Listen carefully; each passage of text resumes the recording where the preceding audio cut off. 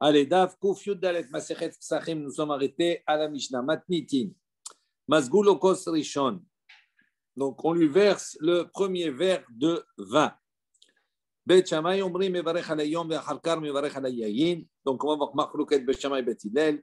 Selon Bet Shammai, on doit d'abord Mevarech Alayom, on fait d'abord la bracha sur le jour du Yom Tov. Ve'acharkar, Mevarech Alayayin. Et après, on fait la bracha pour le Pirek de fin sur le vin. Bet Hillel, Omrim, tandis que Bet Hillel disent, Omrim, Mevarech Alayayin. D'abord, on fait la bracha sur le vin, c'est comme nous faisons. Ve'acharkar, Mevarech Alayom. Et après, on fait la bracha sur le jour, sur l'événement. Gemara, Tanu Rabbanan, Varim Shemen ben Beshamay Ben Hillel Baseouda. Donc les Chaim ont enseigné, voici donc les choses, parmi les choses qu'il y a où il y a une marloquette entre Bet Shammai et Bet Hillel concernant la Seouda, le repas. Bet Shammai disent qu'on d'abord on fait la bracha sur le jour. Et après on fait la bracha sur le vin. Pourquoi? Il dit pourquoi? Parce que qu'est-ce qui engendre le fait que ce soir-là, on va devoir faire, on va faire la bracha sur le vin? C'est parce que c'est le jour, c'est Yom Tov, donc c'est ça qui engendre la bracha sur le vin. D'accord? Chez Yavo. Donc c'est pour ça que d'abord on fait le jour et après on fait le vin. Ukvar, Kidesh Hayom, et une autre raison, il a apporté deux raisons, Bet Shammai. Ukvar, Kidesh Hayom, Ve'adaim Yayin Loba. Il dit, on voit que Kidesh Hayom, le jour d'abord se sanctifie, donc il fait nuit, et après Adayin Lo. Yayin Loba. Et le vin n'est pas encore venu. Donc on voit bien que dans l'ordre chronologique, il y a d'abord le jour et après il y a le Yayin, le vin. Ça, c'est les raisons de Bet Shammai. Ou Bet Hillel, Omrim, Bet Hillel disent, mais varech ala Yayin, d'abord on fait sur le vin et après on fait sur le jour. Pourquoi? Il dit pourquoi? Parce que qu'est-ce qui engendre le kiddush, c'est-à-dire la sanctification de la journée? Yayin, c'est le vin, parce qu'on a choisi le vin pour faire le kiddush. Donc d'abord, c'est pour ça que comme c'est le vin qui est choisi, on fait d'abord sur le vin et après on fait la bracha sur le yom. Chez Thomas. Davar acher, Bet Hillel, il apporte une autre raison. Davar acher, birkat hayayin tadira ou birkat hayom en tadira. La bracha du yayin, du vin, d'accord, est quelque chose qui est habituel, tandis que la bracha du jour, c'est quelque chose qui n'est pas habituel. Le vin, on peut faire, à chaque fois qu'on va boire du vin, on va faire brûler à Geffen. Le jour, quand c'est fait, c'est une fois de temps en temps, ce n'est pas tous les jours. Et donc, on a un principe halachique, c'est-à-dire, entre ce qui est habituel et quelque chose qui n'est pas habituel, c'est toujours que ce qui est habituel qui prime. Et la halacha, qui est divré Bet Hillel. La halacha, elle est comme les propos de Bet Hillel. Pose une question. Pourquoi on a besoin pour l'enseignement de Bet Hillel, pourquoi on a eu besoin d'apporter davar acher une autre réponse, une deuxième réponse? Donc, si tu vas dire effectivement Hatam Tarte, on voit qu'à propos de Bet Shammai, là-bas, Bet Shammai, il a évoqué deux réponses. Ve'acha Hada. Donc, il a apporté à Bet Shammai deux arguments. Il dit Ve'acha Hada. Si on s'était arrêté sur Bet Hillel à une seule, ça aurait fait 2 contre 1. Il dit c'est pour ça qu'aussi ici pour Bet Hillel, Tarte Ninhu, il a apporté 2. C'est-à-dire Vesheno, c'est-à-dire Kodem. Donc on a dit ce qui est habituel et ce qui est inhabituel. Ce qui est habituel, prime.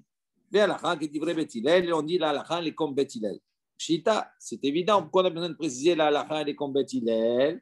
Shita, de Hanafik Batkol, il dit parce que par ailleurs, il y a eu un maasé comme ça avec Marloquet, Bet Hillel et Shammai. Et on voit qu'il y a une bat-kol, une voix céleste qui est sortie et qui a dit la halakha qui est Bet Hillel.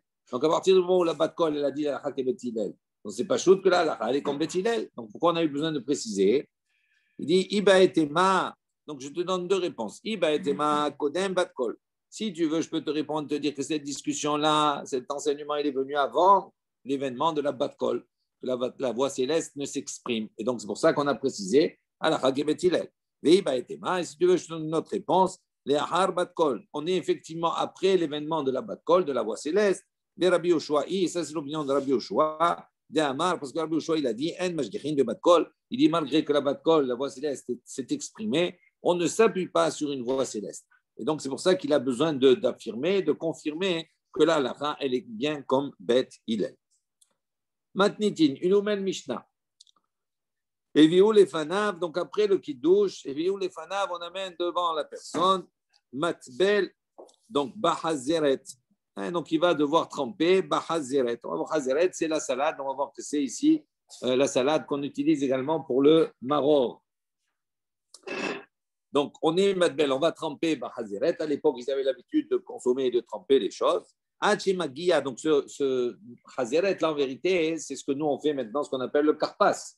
C'est-à-dire, après avoir fait Kiddush, Kadesh, Urchaz, on se lave les mains après karpas. Donc, cette karpas, on va faire la bracha Boreteria Adama sur ce karpas. Il dit, ça, c'est le Hazeret. C'est ça, le Hazeret sur lequel on va faire Boreteria Adama.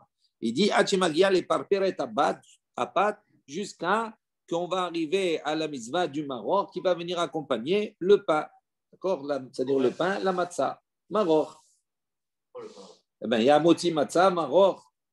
Le sandwich. Maror, après il y a korer, etc. Et après le sandwich. Mais avant, il y a maror. D'accord? Donc, il dit jusque-là. Donc, on va avoir 2 temps où on va trouver effectivement ce hazeret-là. On va discuter après dans la Gemara. Et vio les fanav, après on apporte devant lui matzah, va hazeret, va haroset. Donc, effectivement, on apporte la matzah, le hazeret, le maror, va haroset. Donc, ce mortier, ce haroset, là. Ushne tavshilin et 2 plats. Il y a 2 plats. On va voir. Afalpi shen haroset mitzvah, bien que la haroset ne soit pas une mitzvah. Ce n'est pas une obligation, ce n'est pas une mitzvah, ce n'est pas un commandement. Rabbi Eliezer ben Rabbi Tzadok Omer, tandis que lui, Rabbi Eliezer ben Tzadok, il dit, non, mitzvah, c'est une mitzvah, même le haroset, c'est une mitzvah. Et dans le Mikdash, à l'époque du Mikdash, on apportait en plus devant lui, Goufo Shel Pessah, le Korban Pessah, directement. Ok, donc on a plusieurs indications dans cette Mishnah qu'on va un petit peu développer. Gemara. Amar Resh Lakish, donc déduit de cette Mishnah, il dit comme cela, Zot Omeret, mitzvah, mitzvot, tzrichot, kavana. Donc, Resh Lakish dit, on apprend ici que apparemment les mitzvot, les commandements, tzrichot, kavana, nécessitent, d'accord, d'avoir une kavana. C'est-à-dire, pour les accomplir et pour qu'on soit acquitté de la mitzvah, il faut avoir la kavana, la pensée de réaliser une mitzvah. D'où il apprend cela de notre Mishnah. Il dit, Kivan de lo be'idan, chiyuva de maroch ou de achid. Il dit, puisque on voit que ici, il y a le chazeret par 2 fois. Le chazeret une première fois, d'accord, et une chazeret un peu plus tard. Il dit, le chazeret qui est lié à la mitzvah, c'est le chazeret qui vient en deuxième partie, ce qu'on appelle le maror. Ok? La première fois, c'est pas encore arrivé le moment de la mitzvah. D'accord? Donc, il dit, Dobe'idan hiyuva de maroch ou de achil. Il dit, quand il mange la première fois le chazeret, c'est pas parce que pour s'acquitter de la mitzvah. Il dit, il mange parce qu'il fait la bracha de Boré Peri Adama sur cela. Alors il dit, Vedilma, peut-être, lo hikaven les maror. Donc il dit, pourquoi il fait 2 fois? Parce que peut-être, lo hikaven les maror. Au moment où il a mangé la première fois, il a fait Boré Peri Adama, lo hikaven les maror. Il n'a pas pensé à s'acquitter de la mitzvah du maror. Il car, pour cela, c'est pour ça qu'il a besoin une deuxième fois de le tremper, d'accord, en tant que maror. Si maintenant tu penserais vraiment qu'accomplir les mitzvot, une mitzvah ne nécessite pas d'avoir une kavana, une intention particulière. La ma'alecha très tiboulé. Il dit pour quelle raison on a besoin de tremper 2 fois le maror, une fois au début et une fois après. Il dit on a besoin, à partir du moment où on l'a trempé une première fois, ça suffit. C'est-à-dire, tu n'as pas besoin d'avoir une kavana particulière. Tu l'as trempé, la première fois, tu avais pour le Adama, la première fois, tu as trempé, ok, ça y est, tu as quitté la mitzvah parce que ça ne nécessite pas une kavana. Il dit, le fait qu'on voit que dans la Mishnah, on insiste qu'il y ait 2 fois, parce qu'on a dit, vieux la fanav, on apporte devant lui, matzah, hazeret. Donc, bien qu'il ait fait la première fois, on lui apporte une deuxième fois. Donc, ça veut dire que ici, Resh Lakish, il déduit, mitzvot, tzrichot, kavana, qu'il faut faire le mitzvot avec l'intention de s'acquitter. Il dit non, Mimaï, c'est une question sur Resh Lakish. En quoi tu peux déduire comme cela? Il dit en vérité, peut-être qu'on peut déduire que les mitzvot ne nécessitent pas a priori d'avoir une certaine kavana. Mais des karamrat, la mali, ici, tu as dit, toi, tu as posé la question, tu as dit pour quelle raison on trempe 2 fois alors? Il dit qu'il avec il dit pourquoi on trempe 2 fois? Spécialement, on trempe 2 fois pour qu'il y ait une reconnaissance au niveau des enfants qui puissent être surpris de quelque chose qui est inhabituel et qui puissent poser la question. Donc, c'est pour ça. C'est-à-dire, en vérité, il serait acquitté la première fois, il n'a pas besoin, mais on trempe 2 fois pour que les enfants ils posent des questions. Qu'est-ce qui se passe? On l'a déjà fait. Si tu vas dire maintenant, Imken, donc si c'est comme cela, si tu dis comme cela que ça ne nécessite pas de kavana et que c'est pour attiser l'attention, dis si c'est comme ça, l'ishme'inan shi'al yirakot, il dit pourquoi on n'a pas apporté, on n'a pas eu besoin d'apporter d'autres légumes. Pourquoi simplement Hazeret? On a eu besoin de dire Hazeret la première fois et Hazeret la deuxième fois. On aurait besoin si c'est simplement pour qu'il pose des questions, à ce moment-là, au début, prends un autre légume que le Hazeret, que le maror. Il dit parce que si on avait enseigné avec un autre légume, il dit à ce moment-là, qu'est-ce qu'on aurait dit? אבל חזירת לחודה לא בעת רטיבולה, כמה שמלן דאפילו חזירת בעינת רטיבולה, כי יחיד לבה בעקרה לתינוקות. Donc il répond comme ça, il dit, si on avait apporté un autre légume, à ce moment-là, on aurait dit, ça ne s'applique que quand il y a deux légumes différents. C'est pour ça qu'on a besoin de tremper deux fois. Le premier, on le trempe, d'accord, Borépéré Adama. Comme ce n'est pas le maror, donc on a besoin de s'acquitter de la mitzvah du maror, donc on va s'acquitter un peu plus loin du maror. Donc on a besoin de tremper devant. On aurait expliqué comme cela. Avant le chazeret, yehuda, mais si on avait eu que chazeret, le même légume au début et à la fin, on aurait pu dire l'oba et tretiboulé. On n'a pas besoin de tremper deux fois. Pourquoi? Parce que la première fois, ça suffit pour s'acquitter de la mitzvah du maror. Kamash Malan, on vient nous enseigner ici que quoi? Que même si on a chazeret, même si on a le même élément, cela nécessite qu'il y ait quand même deux fois, on doit le tremper et le manger deux fois. Pourquoi? Justement, pour éveiller la curiosité, on va dire, des enfants. Véod, il y a une autre question qui se pose sur Resh Lakish.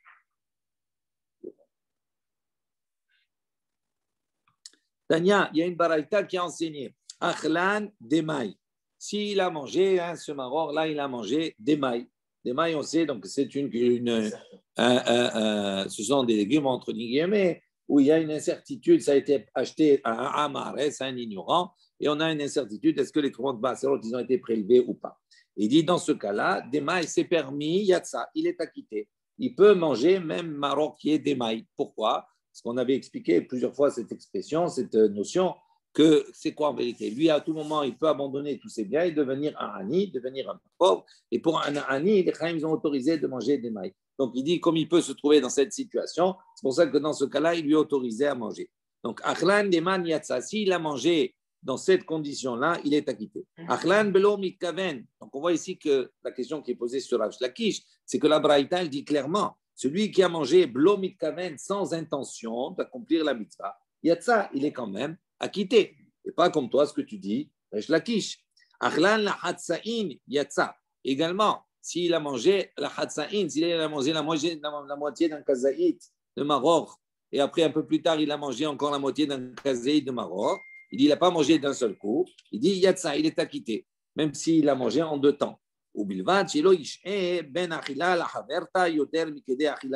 à condition que entre les deux consommations de ces deux moitiés de kazaït, il n'est pas trop tardé, on va dire. Il n'a pas passé le temps, d'accord, il ne s'est pas attardé le temps de manger un demi-pain. À peu près 4 minutes ou 6 minutes, ça dépend des options. OK?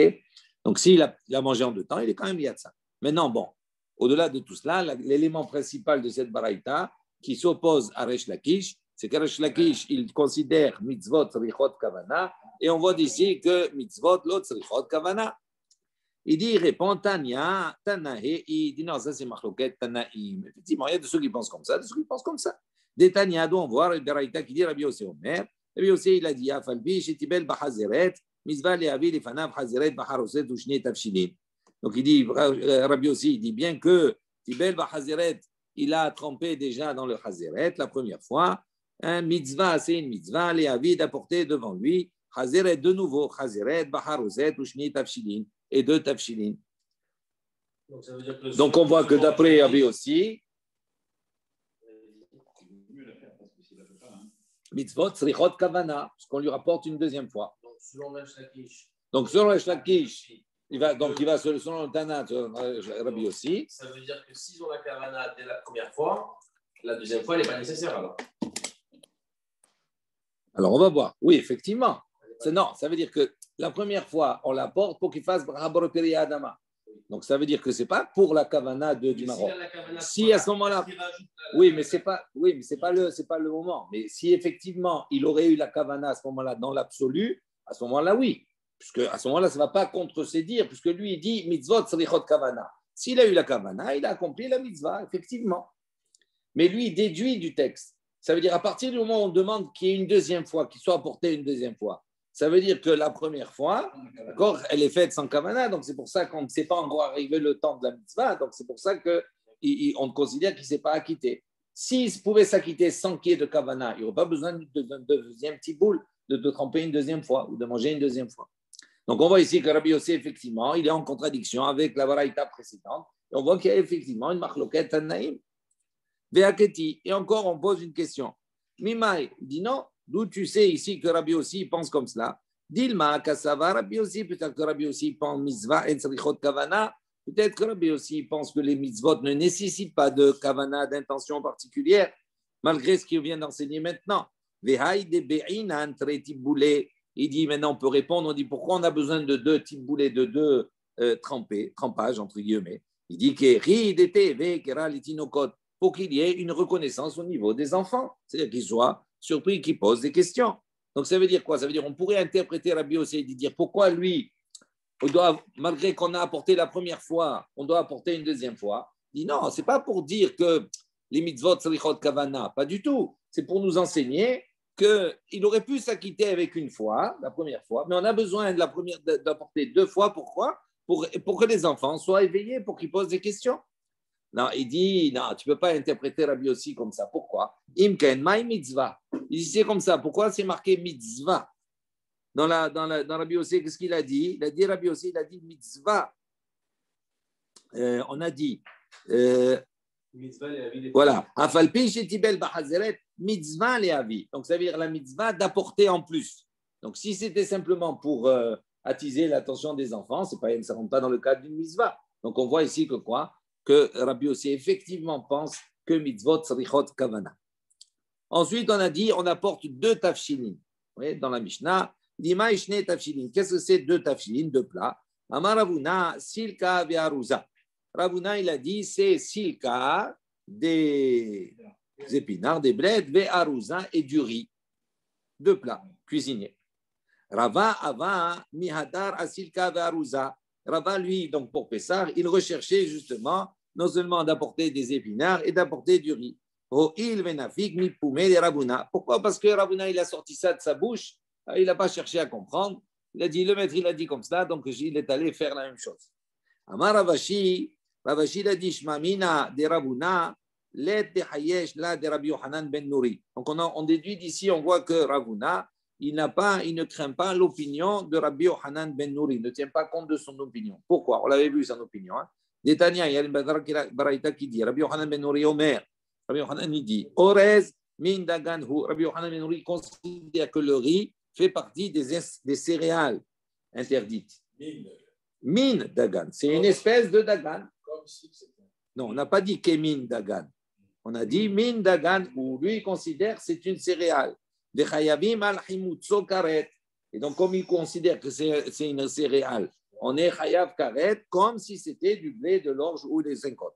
Et il pense que Rabbi Yohanan ben Nouri, qu'on peut s'acquitter de la mitzvah de la matzah avec Pessah, pour Pessah. Ça veut dire on fait de la farine et on fait une matzah avec, matzah au riz, et on est, d'accord, acquitté de la mitzvah de Pessah. Donc on voit que, puisque Ravuna il a dit on apporte ça à Pessah, c'est certainement il ne pense pas comme Rabbi Yohanan ben Nouri.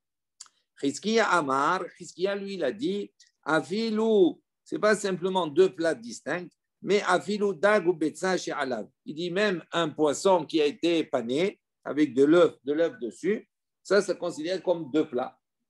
Rav Yosef Amar, Yosef il a dit Sarir shne mine basar. Il a dit on doit apporter deux catégories de viande. Echad zecher la Pesach, un par rapport en souvenir du Korban Pesach, Echad zecher la Hagiga, et un en souvenir du Korban Hagiga du 14 après-midi qu'on a porté. Donc le soir, on devait avoir à l'époque non seulement le Korban Pessah et le Korban Hagiga, puisqu'on avait vu. Le Korban Hagiga, on devait le manger avant le Korban Pessah, cette viande-là, oui, qu'on a porté le 14, le Hagiga de l'après-midi, pas le Hagiga de la fête. Le Hagiga de l'après-midi, du 14 après-midi, on faisait le Hagiga, le Shlamim, et on apportait également le Korban Pessah. Et le soir, on devait manger les deux. Pourquoi? On mangeait d'abord le Hagiga, la viande du Hagiga, après on finissait par le Korban Pessah. Pourquoi? Parce que le Korban Pessah, il doit être mangé à la sova, c'est-à-dire quand on est rassasié. Donc il mange d'abord et après il finit par le Korban Pessah pour avoir le goût à la fin sur le Korban Pessah. Donc il dit ces deux plats, il doit apporter deux plats, mais deux plats de viande, deux morceaux de viande. Un en souvenir du Korban Pessah et en souvenir du Hagiga.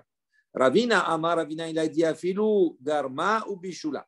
Ravina il dit même, on n'a pas besoin d'apporter deux morceaux de viande, même si on a fait un morceau de viande ou Bishula, c'est-à-dire dans son jus, etc., dans le bouillon, la viande avec le jus, ça s'appelle deux plats. Maintenant on dit Pshita, Echad et Ika Sha'ar Yerakot. Donc on revient et dit c'est évident dans le cas où il y a Sha'ar Yerakot, d'autres types de légumes, et Varecha Sha'ar Yerakot Boreperi Ha'adama, qu'on fera d'abord la bracha de Boreperi Ha'adama sur les autres légumes. Ve'achid, et on mangera. Ve'adar Mevarech, et après on refera la bracha à l'Achilat Maror. Ve'achid, et après on mangera. Donc il dit ça c'est évident. Quand on a deux légumes différents, le premier, donc comme nous on fait Karpas, c'est qu'on prend du céleri. Ce n'est pas le même que le maror. D'abord le céleri, après la salade, les chassa, les herbes, la romaine, selon les minadim, etc. Donc, d'abord, on fait sur un, on fait Boreperi Adama, et après, sur le deuxième, puisque c'est la mitzvah du maror, on fait la bracha à l'achilat maror, et on mange. Ça, c'est pas chou. Et la chassa, il dit, mais dans le cas où il n'y a que chassa, il n'y a que la salade, que la romaine ou que le maror, il dit, il dit, quel est le dit, comment on fait? Amar Ravuna, Bevarech Me'ikara Amaror, Boreperi Ha'adama, Ve'achil, Ulbasof, Mevarech Alea, Alachilat Maror Ve'achil.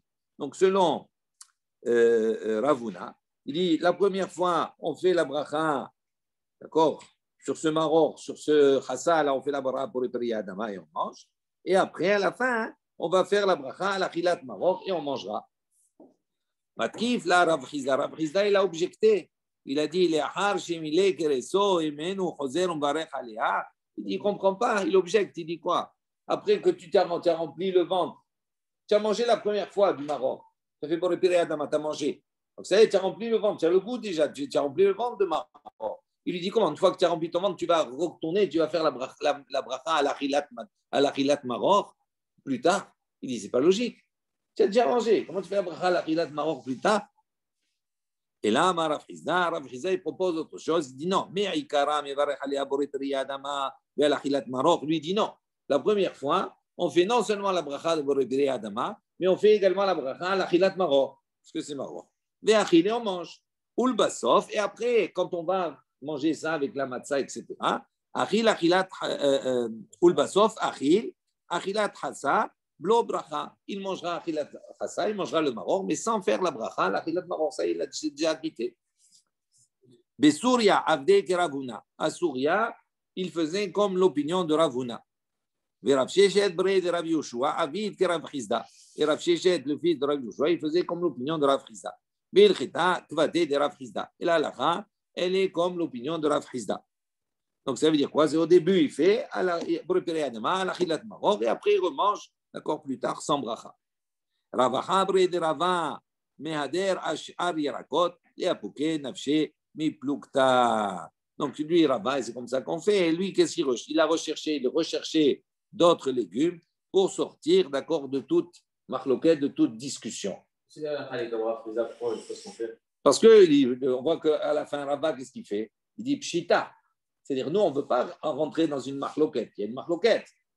On a tranché la lacha comme Rav Chizda, okay, dans le cadre de la marloquette. Mais avant d'arriver à la marloquette, qu'est-ce qu'on a dit? On a dit c'est pshita. Quand il y a deux légumes différents, tu fais sur le premier Boreperi Adama et sur le dernier, tu fais à l'achilat maror. D'accord? Ça, c'est pas shoot. Donc, ça veut dire qu'il n'y a pas de marloquette. Nous, on va toujours suivre la situation où il n'y a pas de discussion. C'est mieux. C'est mieux. Il n'y a pas de discussion. Tout le monde est d'accord. Puisque tout le monde est d'accord sur cela, on fait comme tout le monde. Baruch Adonai, amen, amen.